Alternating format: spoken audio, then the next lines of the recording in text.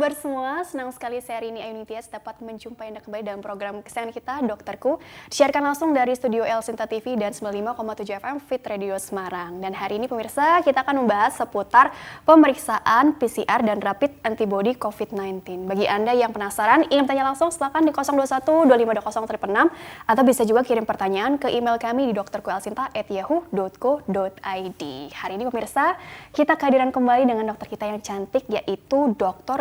Anggraini Iriani SPPK. Beliau adalah dokter spesialis patologi klinik dari Rumah Sakit Islam Jakarta Pondokopi. Kita sapa dulu Dr. Anggraini yang sudah hadir di samping saya tentunya. Assalamualaikum warahmatullahi wabarakatuh, dokter. Waalaikumsalam, Mbak Rini Ayuning Tias yang juga cantik. Wow, lengkap sekali ya. Alhamdulillah dokter, kabarnya pasti baik ya. Insya Allah. Insya Allah, alhamdulillah gitu ya, sehat, bugar begitu ya. Apalagi di tengah pandemi ini, kita harus menjaga imunitas kita begitu ya dok. Betul. Ya. Nah ini kan temanya ini menarik ya, penting banget nih, yaitu mengenai pemeriksaan PCR dan rapid antibody COVID-19. Zaman sekarang nih dok, kalau kita batuk-batuk dikit gitu, pasti deh orang-orang sekitar kita jadi curiga atau mungkin langsung menganjurkan, kamu sebaiknya tes deh gitu, jangan-jangan mohon maaf nih gitu kan, kalau kamu ternyata positif kan artinya beresiko menularkan ke lingkungan sekitar. Nah hari ini kita bahas seputar ada yang namanya PCR dan juga rapid antibody COVID-19 gitu ya. Mungkin ini bedanya dulu di awal apa dan kapan diperlukannya gitu dokter. Silakan. Baik. Jadi untuk kita mendeteksi apakah kita terinfeksi COVID-19 atau tidak, kita bisa melakukan pemeriksaan, yaitu pertama anamnesis dulu, kemudian pemeriksaan fisik, pemeriksaan penunjang laboratorium, kemudian ronsen ya. Semuanya itu akan bisa memastikan apakah seseorang terinfeksi COVID-19 atau tidak. Sekarang kita fokus ke pemeriksaan penunjangnya ya, laboratoriumnya. Yang bisa diperiksa yaitu pemeriksaan PCR dan pemeriksaan antibody rapid yang cepat ya. Nah, pemeriksaan bedanya apa tadi? Jadi pemeriksaan PCR itu kita ingin menangkap materi virusnya yang ada di saluran nafas. Kita tahu kan bahwa COVID-19 ini infeksinya adalah infeksi virus. Virus itu dia harus masuk ke dalam sel yang menjadi reseptornya. Nah, COVID-19 ini reseptornya itu ada di sepanjang saluran nafas dan sepanjang saluran cerna. Makanya gejalanya adalah gejala saluran nafas, batuk, kemudian sakit tenggorokan, kemudian bisa juga gejala saluran cerna, diare. Nah, untuk kita bisa menangkap virus itu, kita harus melakukan pemeriksaan PCR. PCR itu dilakukan dengan mengambil swab hidung ya. Jadi sampel, jadi ada batang gitu ya, dimasukkan ke hidung dan ke mulut, di swab, kemudian dikirim ke laboratorium untuk dilakukan pemeriksaan apakah materi genetik virusnya tertangkap atau tidak. Itu PCR. Swab test gitu ya, swab test, bilangnya begitu ya. Swab test. Kalau pemeriksaan antibody itu kita mendeteksi antibody virus yang, jadi kalau virus itu kita sudah terinfeksi, virusnya masuk, berarti ada respon tubuh terhadap virus yang masuk itu dengan tubuh bentuk antibody. Nah, rapid antibody itu adalah gunanya mendeteksi apakah sudah terbentuk antibody akibat virus SARS-CoV-2 yang masuk ke dalam tubuh kita.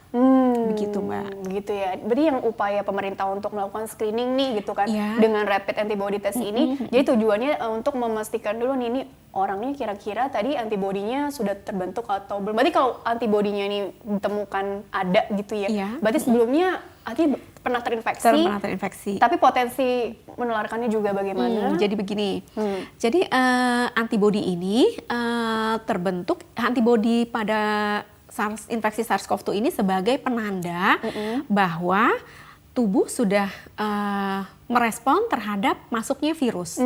Dan antibodi ini merupakan petanda infeksi. Jadi apakah nanti antibodinya itu yang terdeteksi adalah antibodi imunoglobulin M atau imunoglobulin G atau antibodi total, itu menandakan bahwa seseorang itu sudah dimasuki virus, kemudian tubuhnya merespon dengan pembentukan antibodi. Dalam laporan-laporan juga belum bisa dipastikan apakah antibodi ini bersifat proteksi atau tidak. Jadi belum ada ya masih dalam pengembangan penelitian-penelitian masih yang baru juga ya yang kasusnya.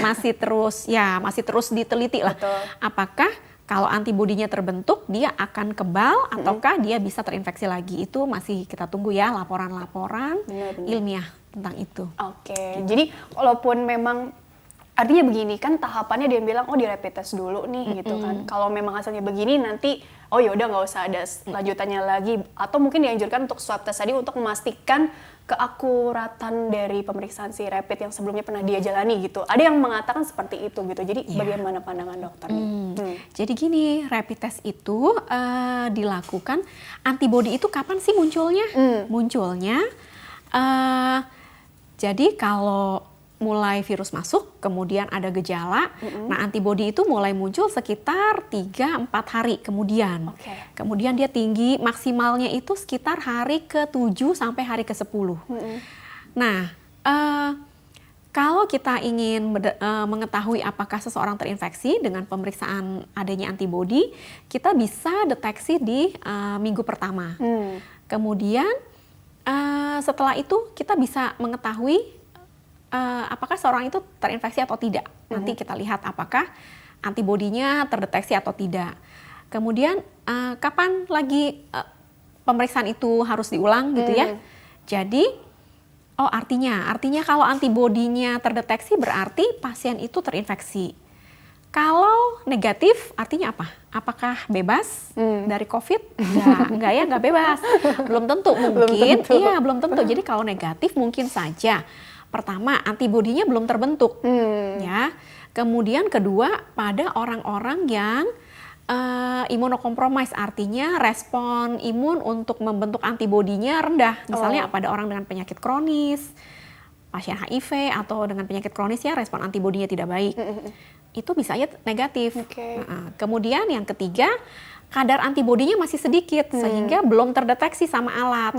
Oleh sebab itu di dalam panduan yang dikeluarkan oleh Kementerian Kesehatan ya revisi terbaru itu dianjurkan untuk mengulang, kalau negatif itu dianjurkan untuk mengulang pemeriksaan antibodi 7 hari kemudian.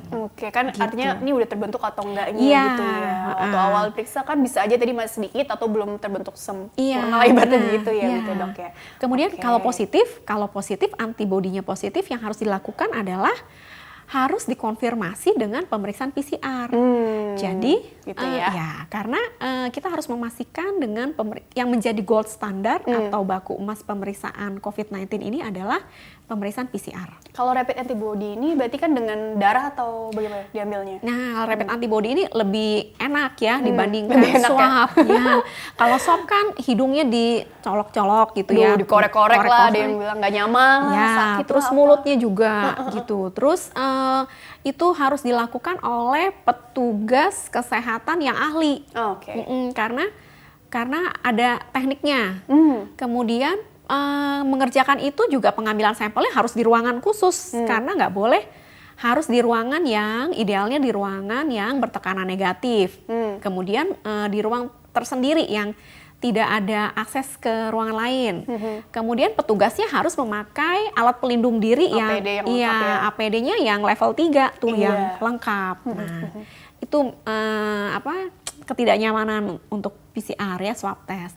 Kalau pemeriksaan antibodi gampang, tinggal ambil darah, vena, kemudian periksa dan sebentar hasilnya setengah jam bisa gitu. Kalau yang swab tadi butuh waktu sekitar paling cepat 2 hari. 2 hari gitu ya. Baru nanti langkah selanjutnya nanti hasilnya bisa positif atau negatifnya baru nanti ada kategori kriteria orangnya juga nggak nanti? Ya, jadi kan kita sudah tahu ya, udah sering dengar ya, jadi kriteria pasien COVID ini ada yang OTG, orang tanpa gejala. Betul. Jangan-jangan kita OTG.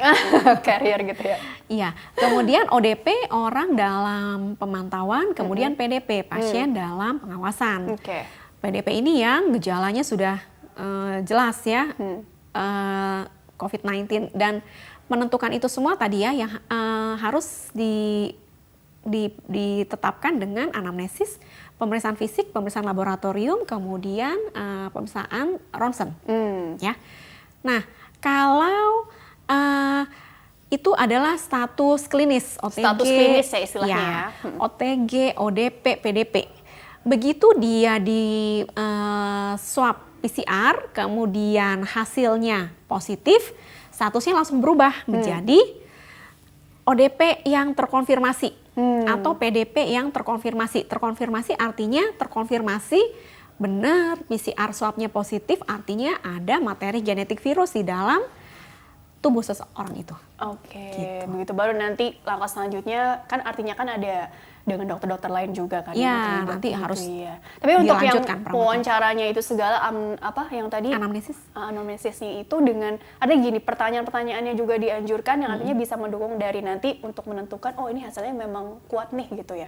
Artinya riwayat sebelumnya bagaimana? Artinya kan tadi bisa aja orangnya merasa sehat, bugar, Iya. tanpa gejala, tapi artinya apa sih yang biasanya dievaluasi juga dari situ sehingga nanti akan membantu menentukan juga penegakan diagnosis dari hasil laboratorium atau mungkin hasil swab testnya tadi begitu dokter. Jadi untuk kita tahu apakah seseorang itu mengarah ke COVID atau tidak, tentu saja ada kriterianya. Ada faktor resikonya lah atau Iya. tinggi atau enggak gitu. Betul. Jadi ada faktor resiko yang kita perhatikan, yaitu pertama ada gejala infeksi saluran nafas, demam ya, paling pertama itu demam. Demam lebih dari 37,5 ya. Kemudian ditambah dengan ada gejala infeksi saluran nafas, misalnya batuk, pilek, sakit tenggorokan, biasanya batuknya batuk kering ya. Batuk kering ya, bukan batuk berdahak ya? Bukan batuk berdahak, bisa juga sih. Bisa juga ya? Bisa juga. Kemudian ada infeksi saluran nafas misalnya tadi ya. Kemudian bisa ditambah juga infeksi saluran cerna. Bisa sesak nafas juga. Oh iya, sesak nafas benar. Sesak nafas itu kalau sudah agak parah ya, itu ya. Udah menuju ada komplikasi jangan-jangan. Benar. Kemudian bisa juga berupa diare atau mata merah. Jadi kan COVID-19 ini disebutnya the great imitator ya. Jadi gejalanya itu bisa menyerupai penyakit lain-lain gitu. Iya, Jadi kita umum ya istilahnya. Iya, jadinya. jadi kita mesti waspada. Oke, Gitu. tapi dia begini dok, ketika apalagi kan udah mulai kerja menjelang era new normal gitu Ya. ya, udah mulai banyak aktivitas keluar rumah lagi yang selama ini mungkin tadi stay aja di rumah. Terus tadi yang seperti aku bilang, ada kok mulai bersin-bersin atau batuk-batuk, mungkin itu dalam tanda kutip apa ya reaksi psikologis juga gitu ya. Tapi kan jadi oh kapan nih aku perlu rapid test gitu kan, atau mungkin yang langsung aja swab test sekalian gitu untuk menghemat waktu katakanlah gitu, atau bagaimana sih? Jadi untuk punya mindset seperti itu apa yang perlu diperhatikan juga di awal sekali begitu dokter? Oke, jadi sebetulnya semakin banyak yang memeriksakan diri semakin bagus. Karena secara epidemiologi justru kita jadi tahu siapa yang positif, siapa yang tidak. Kalau yang dianjurkan itu sebagai gold standar pemeriksaan adalah pemeriksaan PCR. Jadi nggak apa-apa. Sekarang mungkin di awal-awal masa pandemi ya, bulan Maret, itu pemeriksaan PCR susah sekali. Iya. Dan ngantrinya lama sampai hasilnya itu berminggu-minggu. Tapi sekarang sudah mulai banyak laboratorium yang bisa mengerjakan PCR. Kapasitasnya juga sudah semakin banyak. Dan sudah mulai banyak laboratorium yang membuka pemeriksaan PCR. Nggak mesti yang sakit ya. Jadi orang sehat yang waspada juga nggak apa-apa Kan memeriksakan, gitu ya? memeriksakan PCR. Dilakukan di laboratorium, sebaiknya sih yang dilakukan pemeriksaan PCR, PCR swab. Nah hasil bisa 2 hari, kemudian kita jadi tahu kalau ternyata negatif berarti kita tidak terinfeksi pada saat itu ya. Kalau ternyata positif berarti kan kita sudah punya tindakan pencegahan lebih dini kan. Jadi kita langsung mengisolasi diri atau langsung pergi ke dokter untuk tahu apa yang harus dilakukan. Kemudian menjaga keluarga supaya tidak berkontak dengan yang sakit. sementara ya. Preventifnya jadi lebih jelas. Gitu ya. Oke, dokter kita jeda dulu sebentar. Nanti di segmen selanjutnya kita bahas mungkin persiapannya gitu ya. Terus juga mungkin mesti kemana selain laboratorium, pastinya kan di rumah sakit yang ada fasilitas lengkap atau bagaimana gitu ya. Baiklah pemirsa, jangan kemana-mana, tetaplah bersama kami. Kami akan kembali sesaat lagi.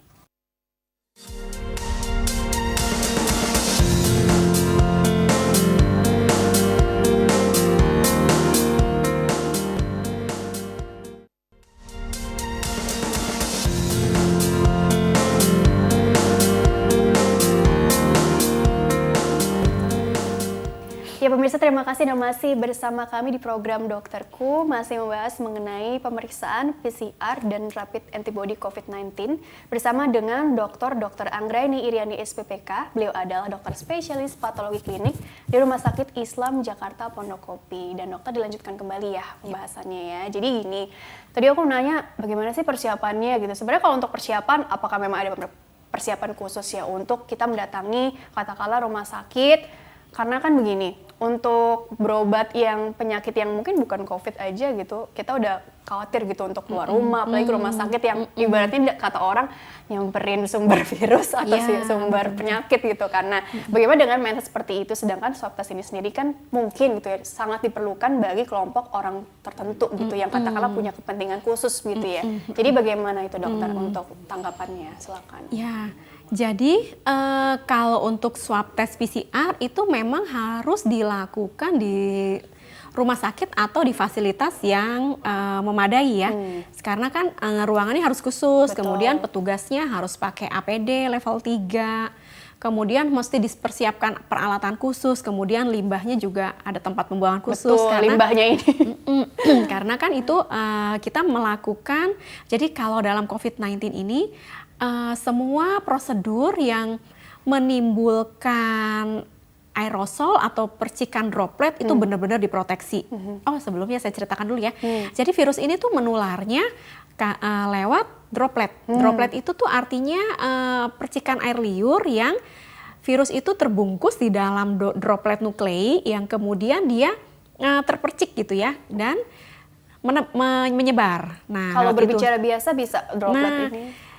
Itu justru droplet itu keluarnya lewat saluran nafas dan mulut yang keluar secara tidak sengaja. Kemudian virus itu keluar dari saluran nafas kita, kemudian dia berpindah ke orang lain atau ke benda. Makanya itu yang menjadi alasan kita harus melakukan physical distancing kayak begini kan 1,5 meter ya. Jadi nggak pakai masker nggak apa-apa.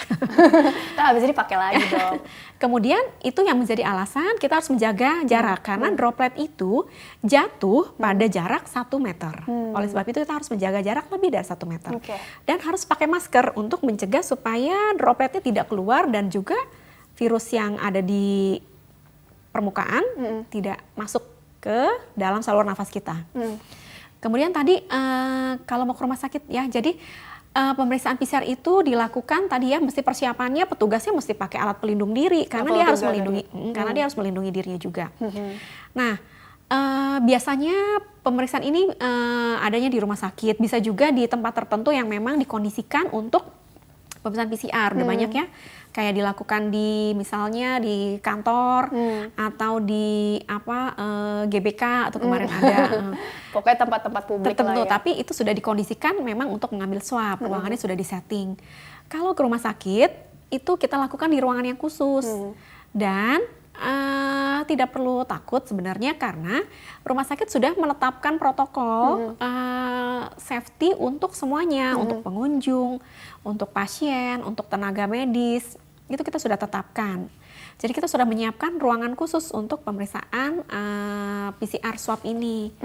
Dan tidak perlu ada persiapan khusus, artinya nggak mesti puasa dulu atau apa ya. Jadi langsung datang saja, diperiksa tadi ya, di swab hidung, kemudian hidung kiri, kanan ya, itu paling sekitar 20 detik kali ya. 20 detik.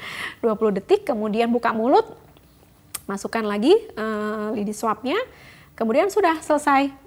Memang pada saat melakukan swab hidung itu bisa sampai meringis ya, sampai nangis gitu. Nangis. Karena ya rasanya sesuatu banget deh. Tapi kan sesaat aja, sebentar aja gitu iya, betul. Oke. Tapi dok, untuk di Rumah Sakit Islam Jakarta Pondokopi sendiri gitu ya. Jadi kalau untuk, bisa langsung datang aja ya? Artinya nggak bisa. Bikin reservasi dulu atau apa? Nggak. Jadi kita sudah menyediakan fasilitas untuk pemeriksaan swab PCR, ruangannya, kemudian petugasnya, dan pengerjaannya. Bisa nggak sih kita konsul online dulu begitu ya? Artinya, bisa. saya keluarnya begini, apakah saya kelompok yang bisa dibilang sangat dianjurkan untuk melakukan swab test tadi, atau mungkin, Bapak mungkin usianya atau mungkin atau kondisinya depending dulu sampai atau bagaimana begitu. Justru lebih cepat lebih baik prinsipnya begitu ya. Bisa. Jadi kita juga menyediakan konsultasi online. Kan sekarang di zaman COVID ini berkembang telemedicine. Ya. Jadi bisa aplikasi, kemudian mengisi aplikasi, kemudian bisa minta jadwal untuk dilakukan baik itu pemeriksaan rapid ataupun swab. Nanti dijadwalkan. Kalau terjadwal malah lebih enak ya. Lebih enak, jadi datang langsung dikerjakan, sudah bisa langsung pulang. Intinya tidak ada persiapan khusus. Yang penting tadi prosedur seperti rajin cuci tangan, pakai masker, jaga jarak di rumah sakit ditetapkan. Itu protokol standar ya. Jadi protokol standar kita nih di era new normal ini adalah PHBS ya. Pelaksanaan hidup bersih dan sehat. Betul. Harusnya udah dari dulu sih ya. Udah dari dulu. Tapi sebenarnya lagi dipaksa untuk seperti itu untuk pendidikannya. Jadi sekarang lebih rajin ya. Lebih rajin. Cuci tangannya dulu harus disuruh-suruh. Dulu masih agak bandel kan dulu ya orang-orang. Sekarang udah refleks cuci tangan. Kemudian pakai masker. Kalau di tempat umum harus pakai masker ya. Kemudian menjaga jarak. Gitu. Jangan kumpul-kumpul dulu. Oke, itu udah pasti ya, udah tahu ya, menghindari kerumunan gitu ya. Tapi tadi kurang lebih seperti itu prosesnya dan hasilnya juga tadi sudah disampaikan juga kapan nanti keluar gitu ya. Kemudian nanti langkah selanjutnya bisa langsung ada rekomendasi juga dari pihak rumah sakit juga. Betul, gitu hasilnya pasti ada interpretasinya dan apabila hasilnya itu ada note di bawah hasil ya, kita harus mengeluarkan itu supaya masyarakat paham kalau negatif itu bukan berarti bebas ya. Jadi ada catatannya. Kemudian kalau positif itu pasti akan kita anjurkan untuk ke dokter penyakit dalam atau ke dokter paru untuk segera mendapatkan terapi dan mendapatkan anjuran langkah-langkah apa yang harus dilakukan. Apakah isolasi mandiri atau harus di rumah sakit, nanti tergantung gejala. Nah, untuk yang swab test ini sendiri kan sebenarnya lebih baik lagi kalau itu atas dasar kesadaran diri kita sendiri ya. Tapi kan memang ada kelompok yang lebih dianjurkan gitu barangkali atau mungkin ada kepentingan misalkan ibu hamil gitu mau melahirkan di rumah sakit, terus juga atau mungkin kelompok-kelompok traveler atau jadi sebenarnya ada lagi nggak sih dok mungkin yang kira-kira lebih diutamakan atau lebih dianjurkan lah istilahnya? Oke.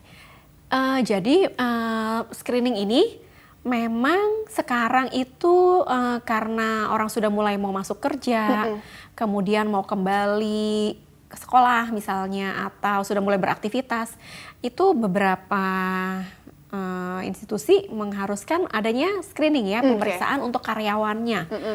Tujuannya baik ya, untuk menjaga supaya lingkungannya atau nanti siapapun yang sudah kembali bekerja dan berkumpul itu tidak ada yang positif COVID. Kalau ada ya diisolasi dulu, itu kan tujuannya baik. Nah kalau di rumah sakit itu kita juga lakukan screening pemeriksaan COVID untuk orang-orang yang beresiko tinggi. Benar tadi Mbak Rini bilang. Misalnya pasien yang mau operasi itu harus dilakukan screening COVID-19. Kalau operasinya itu jaraknya masih agak lama, bisa kita lakukan PCR. Karena kan hasilnya perlu waktu 2 hari ya. Tapi kalau operasinya segera, kita bisa gitu ya? Kita bisa pakai rapid antibody. Kemudian orang-orang yang beresiko tinggi. Siapa sih yang beresiko tinggi? Yaitu orang-orang biasanya pria, lebih dari 40 tahun, kemudian punya penyakit komorbid atau penyakit lain, misalnya diabetes, hipertensi, ada penyakit autoimun, itu orang yang beresiko tinggi. Ada komorbid, usia juga, jenis kelamin tertentu, biasanya atau level lebih tertentu misalnya. Enggak. Nah itu harus dilakukan sebaiknya dilakukan screening supaya penderita tersebut tahu ya status klinisnya dia, apakah dia terinfeksi atau tidak. Karena kalau sampai orang-orang beresiko tinggi ini terinfeksi, maka akan lebih berat penanganannya. Jadi harus sadar ya ini status klinis kita ada di mana sih posisinya gitu ya, dan langkah selanjutnya itu apa, kurang lebih begitu ya, itu ya tujuannya ya. Oke, dokter kita masuk ke pertanyaan dari email dulu ya. Ini ada 2 pertanyaan yang juga menarik yang mau nanti bisa diberi tanggapan secara detail ya. Jadi bagi pemirsa yang ingin bertanya via email, silakan kirim saja pertanyaan ke email kami di dokterkuelsinta@yahoo.co.id, format lengkap di bawah ini, nama, usia, asal kota, serta pertanyaannya. Pertanyaan pertama ini dari Yusuf, usianya masih 15 tahun dari Depok. Berarti ini kan lagi nggak ini ya, Tinggal sekolah. soalnya online gitu, jadi masih bisa sambil nonton gitu ya. Oke, dokter, saya memiliki keluhan napas berat, punggung nyeri, terasa begas setelah makan dan batuk berdahak. Ini sudah kurang lebih sejak 1 bulan yang lalu keluhan ini saya rasakan. Saya sudah ronsen, oh alhamdulillah, tapi hasilnya bagus kok gitu ya. Saya juga sudah cek darah, namun hasilnya terinfeksi virus.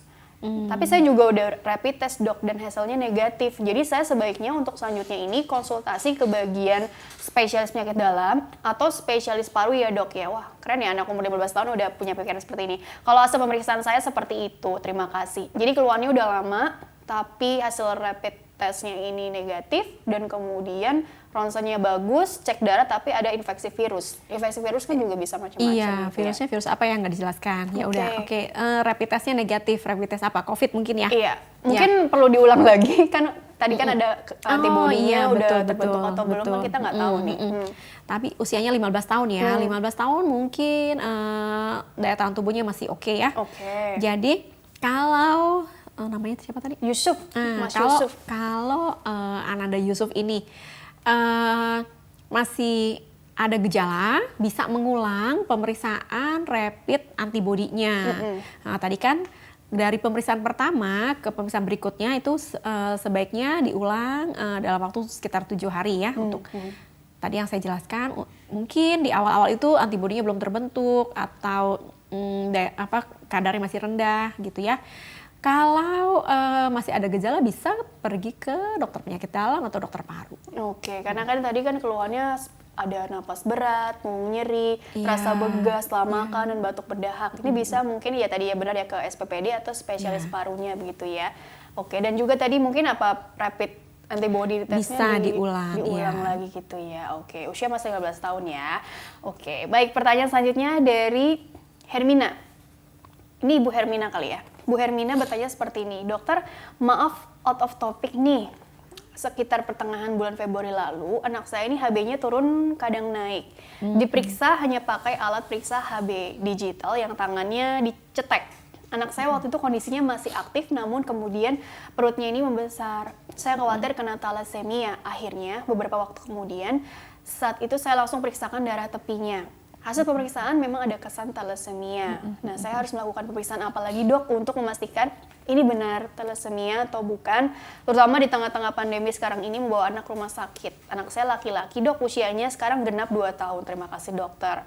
Oh jadi pertengahan Februari, kalau tidak salah kan waktu awal-awal COVID ini kan Maret ya di Indonesia ya lagi mulai-mulai wah mencuat ke publik. Artinya gini, mungkin sempat terhambat ya untuk pemeriksaannya, iya terpending gitu ya. Jadi sekarang mau mulai lagi, kira-kira apa yang perlu diperhatikan juga, bagaimana langkah-langkahnya ya membawa anak ke rumah sakit di tengah pandemi untuk melakukan pemeriksaan thalassemia tadi ya. Ya berarti ibu khawatir ya dengan mau membawa anaknya yang thalassemik untuk rumah sakit karena kan memang thalassemia ini apalagi kalau perutnya membesar mungkin harus kontrol rutin ya ke rumah sakit untuk transfusi dan sebagainya. 2 tahun lagi usianya. Jadi sebenarnya sih sekarang nggak perlu terlalu takut lagi ya karena rumah sakit sudah menerapkan protokol keamanan untuk pengunjung, tadi dokter, kemudian pasien, kemudian semua yang berada di lingkungan rumah sakit ya. Rumah sakit itu ada posko ya, ada posko untuk screening suhu, kemudian nanti ditanya pasiennya mau kemana. Kalau sudah jelas tujuannya, misalnya mau ke dokter anak, itu akan langsung diarahkan. Dan rumah sakit juga sekarang sudah memisahkan antara lokasi pemeriksaan pasien yang infeksi sama yang non infeksi. Jadi jaraknya jauh ya. Ya, dan sudah dibuat protokol pemisahan supaya pasien aman ya, supaya pasien yang terinfeksi itu terlokalisir dan yang pasien yang tidak infeksi itu aman untuk berobat. Jadi coba ditahan dulu sebentar ya. Ada penelpon masuk, betul? Halo? Ya, halo, selamat pagi ya, Dok. Iya, oke. Ibu siapa di mana? Dari Kalideres. Ibu siapa, Bu? Ya. Ibu siapa, Bu? Mohon maaf. Ibu Yanti. Ya, Ibu Yanti dari Kalideres. Silakan pertanyaannya apa, langsung saja ke Dokter Anggra ini ya. Ya, ini dok, saya kan kemarin ke rumah sakit. Ceritanya kan masalah lambung, terus sama panas dingin terus itu sama dokternya katanya disuruh besok tanggal 29 jam 5 suruh ke rumah sakit mau diperiksa dulu gitu. Katanya kan mau diteropong gitu. Nggak taunya begitu saya baca itunya kertasnya kok ada tulisannya vonis divonis yang suap gitu dok. Jadi saya sampai sekarang kepikiran terus, sering panas dingin, rasanya ketakutan terus. Saya bingung dok, itu kenapa ya dok? Jadi divonis suruh swab.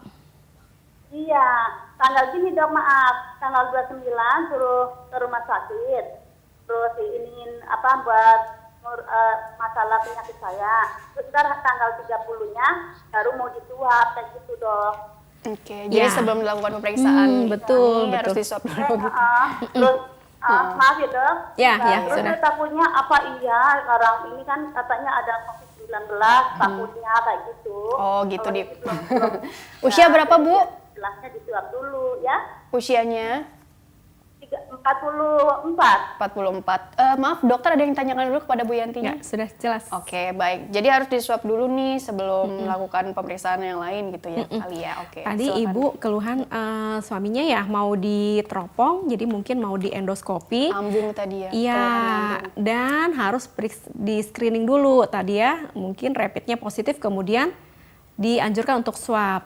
Betul sekali Ibu, memang protokolnya seperti itu. Jadi tadi saya sampaikan tindakan yang potensi aerosol, jadi yang membuka mulut, hidung, dan yang potensi menebarkan percikan liur itu di rumah sakit memang harus di screening dulu untuk COVID-19-nya.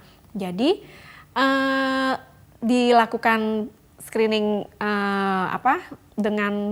mungkin dengan rapid ya, kemudian mungkin positif, tadi Ibu tidak menjelaskan, dan dianjurkan untuk PCR. Jadi nggak apa-apa Bu, dilakukan saja pemeriksaan PCR-nya. Ini adalah untuk proteksi bersama, baik untuk pasiennya maupun untuk petugas kesehatannya. Betul. Karena dengan kita mengetahui status COVID-19-nya, kalau negatif, ya nggak apa-apa, alhamdulillah. Tapi kalau positif, itu akan ada protokol khusus, protokol keselamatan khusus yang akan disiapkan oleh rumah sakit untuk menangani kasusnya Bapak tadi. Oke, jadi intinya Nggak kalau apa-apa, memang nggak usah hasilnya takut. seperti positif begitu, berarti disembuhkan dulu ya istilahnya, baru Iya. ada tindakan tadi membuka mulut untuk di Iya. endoskopi gitu kan. Betul, malah diobati dulu. Tapi kan tadi belum di swabnya kan belum ya, swabnya Tanggal belum, tapi 29 masih ya nanti ya? dijadwalkan. Nggak apa-apa, dikerjakan saja. Belum tentu juga positif kok. Kalau Iya. positif justru kita jadi tahu dan kita mendapat terapi lebih cepat. Betul Gitu. ya. Nggak perlu takut. Nggak perlu takut Iya. ya. Ini support dari keluarga nih penting ya. Iya. Oke, jadi penting tadi nggak perlu takut, bismillah. Insya Allah tadi cepet ya Iya. prosesnya gitu ya. Dan hasilnya juga sekarang sudah cepat. Alhamdulillah. Makin cepat makin baik. Jadi tindakan untuk medis berikutnya jadi lebih cepat. Oh tapi ada juga nih yang memang dijadwalkan tanggal sekian gitu ya. Itu Ya. sambil menunggu kan kita ada Deg-degan, cemas gitu ya, iya, deg-degan iya, nih, ini nggak benar-benar. apa-apa nih kan bukannya lebih cepat lebih baik. Nah ini bagaimana tips dari dokter Ya juga? mungkin di institusi kesehatannya kan yang mau periksa swab PCR itu banyak ya, Iya, banyak dan betul. dan di tempat pemeriksaannya itu juga ribuan sampel yang mesti dikerjakan setiap hari. Jadi mungkin ada jadwal ya, jadi harus sehari berapa orang yang mampu dilaksanakan di Betul. tempat kesehatan itu. Nggak apa-apa Bu, dilakukan saja. Oke, gitu ya, kurang lebih ya. Baik, itu untuk Bu Yanti ya, insya Allah jawabannya sangat membantu ya. Dokter, kita lanjutkan dulu nih yang tadi. Oke. Untuk Ibu Hermina, iya. kasus, maaf ya anaknya tadi thalassemia. Jadi tadi ya di rumah sakit itu sudah ada pemisahan antara kelompok yang infeksius dan yang non infeksius. Ini gunanya adalah untuk keamanan bersama supaya area rumah sakit itu tidak terkontaminasi semua. Jadi dilokalisir. Dilokalisir. Iya, dilokalisir. Jadi ini akan sangat membantu dan pasien juga sekarang tidak perlu takut lagi ke rumah sakit karena hampir semua rumah sakit sudah menerapkan lah protokol ini, termasuk di Rumah Sakit Islam Jakarta Pondokopi kita sudah membagi zona-zona di dalam rumah sakit supaya safe untuk semua. Baik untuk dokter, pasien, anak-anak ini kan 2 tahun ya, gitu ya. anak-anak, kemudian rentan juga tuh, dokter orang tadi. tua yang biasanya kontrol ke dokter jantung atau ke dokter penyakit dalam yang takut-takut sekarang tidak perlu khawatir. Tetapi tetap di pintu rumah sakit itu pasti akan ada screening yang mengharuskan semua pengunjung untuk memakai masker, melakukan hand hygiene, dan itu ya memperjelas mau kemana perginya, dan diupayakan tidak berlama-lama di rumah sakit. Oke, begitu ya kurang lebih, diupayakan tidak berlama-lama di rumah Iya. sakit. Jadi ketika kepentingannya udah selesai, langsung Segera balik gitu. Oke, baik kalau lebih seperti itu dokter, kita jeda dulu sebentar, nanti dilanjutkan di segmen terakhir ya. Baiklah pemirsa, jangan kemana-mana, tetaplah bersama kami akan kembali sesaat lagi.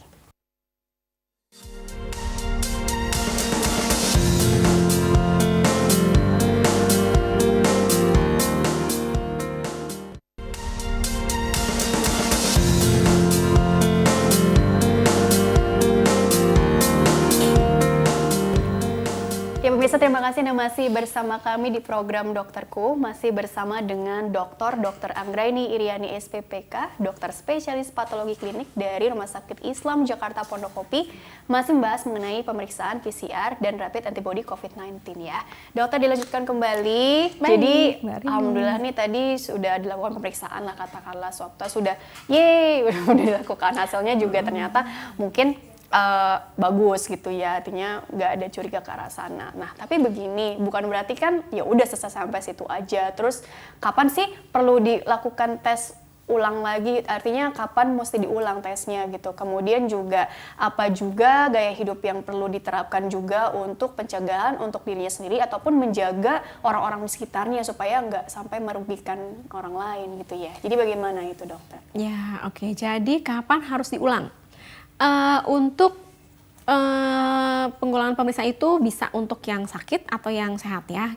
Kalau yang sakit, berdasarkan rekomendasi WHO yang terbaru tanggal 19 Juni kemarin, jadi WHO merilis regulasi terbaru, itu pemeriksaan, jadi kalau orang itu sakit dengan simptomatik, artinya ada gejala, itu pemeriksaannya jadi mulai dari hari pertama sakit, kemudian dirawat 10 hari, kemudian ditambah 3 hari bebas gejala, kemudian diulang nah rapidnya, dan itu kalau negatif bisa dinyatakan sembuh.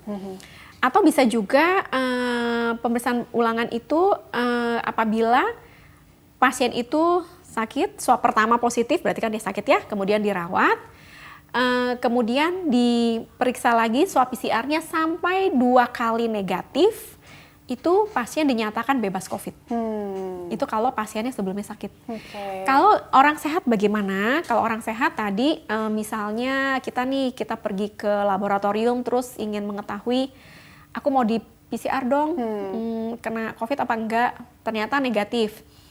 Jadi pemeriksaan itu berlaku pada saat diperiksa itu negatif. Artinya kalau kita kembali ke dasar bahwa masa inkubasi virus itu antara 5 sampai sekitar 28 hari, maka kalau itu negatif maka mungkin kita dalam waktu sekitar 1 atau 2 minggu kemudian kita terbebas dari masa inkubasi itu. Tetapi setelahnya kita juga tidak tahu apabila kita terpapar dengan orang yang positif COVID dan virus itu masuk ke dalam saluran nafas kita, maka kita bisa terinfeksi. Jadi untuk yang sehat, mengulang pemeriksaan mungkin kita perhatikan juga gejala ya. Kan nggak mungkin setiap 2 minggu ulang PCR. Ya kan? Jadi kita perhatikan juga gejala ya. Misalnya kok tiba-tiba batuk kering, kok jadi sakit tenggorokan, apalagi ada demam. Nah itu mungkin indikasi ya. Bisa juga infeksi lain, tapi kan kita menyingkirkan apakah kita terinfeksi COVID atau tidak, gitu. Kalau untuk mengulang rapid tadi ya semuanya pemeriksaan itu pemeriksaan laboratorium itu bukan segala-galanya. Jadi tetap harus menggabungkan dengan gejala klinis dan juga hasil radiologi ya, ronsen ya. Jadi ada Gitu. ronsen juga, artinya tadi dilihat semua aspeknya begitu Iya, ya. iya. Dan untuk meningkatkan imunitasnya juga, dan intinya gini sebelum kita closing statement gitu ya, walaupun apapun hasilnya gitu kan. Jadi secara alami ini kan sebenarnya virus harusnya kan self-limiting disease gitu ya. Iya. Tapi kan kita nggak tahu tadi statusnya pasien masing-masing seperti apa. Jadi paling nggak dari dalam upaya yang bisa kita lakukan, ikhtiarnya lah. Memang hasilnya diserahkan kepada yang di atas gitu ya. Tapi pada prinsipnya bagaimana yang bisa kita jalankan, mungkin tips dari dokter juga nih untuk meningkatkan kekebalan tubuh kita sendiri secara alami untuk menangkal virus itu Iya. gitu ya. Benar-benar ya. Bagaimana, Mbak Dok? Rini? Pinter. Jadi virus itu memang self-limiting ya, dan virus itu bisa menginfeksi apabila dia bertemu dengan sel inangnya. Dalam hal ini COVID-19 itu sel inangnya adalah sel saluran nafas dan sel-sel di sepanjang saluran cerna juga bisa. Nah, kita ingin mencegah, yang bisa kita cegah itu adalah rantai transmisinya. Ya, rantai transmisinya adalah tadi kan penularannya lewat droplet, sama droplet itu kan jatuh. Kalau misalnya jatuhnya di permukaan meja, kertas atau benda-benda terus kita pegang, akhirnya penularannya lewat kontak. Ya, nah jadi dua itu yang harus kita perhatikan. Memperhatikan penularan secara droplet dan kontak. Droplet gimana cara mencegahnya? Dengan memakai masker dan menjaga jarak. Sama-sama pakai masker menurunkan tadi ya. Pakai masker, ya droplet kita akan tertahan di dalam masker. Iya. Ya. Kemudian yang kedua dengan menjaga jarak ya. Tadi karena dropletnya akan jatuh, karena dia ukurannya lebih dari 5 mikrometer, dia akan jatuh ke bawah. Nah sekarang kalau dia jatuh ke permukaan benda-benda terus kita pegang, maka yang menjadi media transmisi adalah tangan kita. Nah, Makanya kita dianjurkan untuk sering-sering melakukan hand hygiene. Hand hygiene bisa dengan hand rub yang berbasis alkohol tuh, yang sekarang banyak ya dikantongin. Atau bisa juga dengan cuci tangan ya, dengan sabun ya. Nah itu sekarang yang harus dilakukan secara lebih sering ya.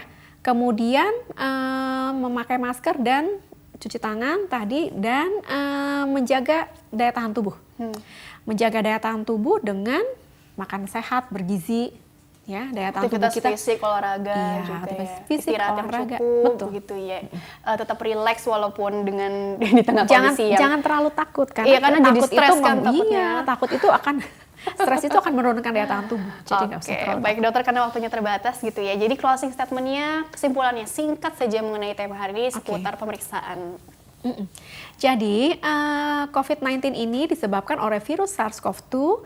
Kita bisa mendeteksi apakah seseorang terinfeksi COVID-19 atau tidak dengan pemeriksaan anamnesis, pemeriksaan fisik, pemeriksaan laboratorium, dan radiologi. Pemeriksaan laboratorium yang bisa kita lakukan adalah gold standarnya atau pemeriksaan baku emasnya adalah dengan swab PCR. Dan bisa juga dengan pemeriksaan rapid antibody. Pada saat ini semua orang bisa melakukan pemeriksaan itu di fasilitas kesehatan yang terpercaya, dan hasilnya harus dikembalikan kepada petugas medis karena ada perhatian-perhatian khusus yang harus diperhatikan.